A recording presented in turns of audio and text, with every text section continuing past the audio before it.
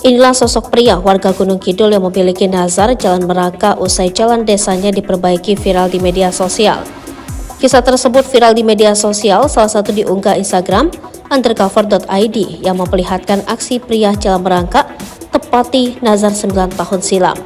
Diketahui peristiwa jalan merangka itu terjadi di Gunung Kidul, daerah istimewa Yogyakarta pada Minggu 12 November 2023. Aksi pria tersebut sontak jadi sorotan publik.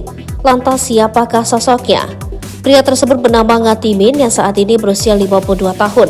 Ngatimin merupakan warga Padukuhan Karangdongko, Kelurahan Kemiri, Kecamatan Tanjung Sari, Kabupaten Gunung Kidul, daerah istimewa Yogyakarta. Dalam video terlihat Ngatimin yang memakai baju merah dan sepasang sarung tangan berjalan sambil merangkak. Ngatimin tidak sendirian, tetapi terlihat puluhan warga yang ikut berjalan bersamanya. Namun tak seperti Ngatimin, para warga lainnya berjalan normal seperti biasanya. Adapun alasan Ngatimin berjalan merangkak sejauh 1 km ini karena menunaikan nazarnya. Nazar tersebut diucapkan karena kondisi jalan di sekitar rumah Ngatimin yang memprihatinkan.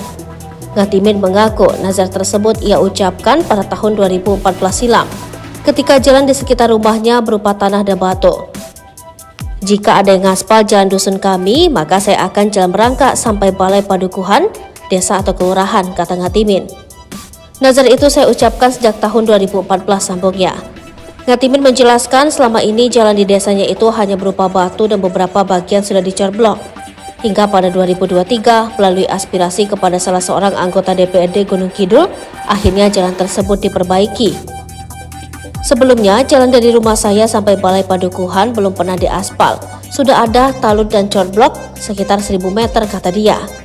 Dalam melakukan aksinya ini, Ngatimin mengaku mendapatkan dukungan dari pihak keluarga hingga warga desa. Jalan saya yang berada di pelosok akhirnya terkabul. Kemarin ramai banget dari 2 padukuhan warga datang, katanya.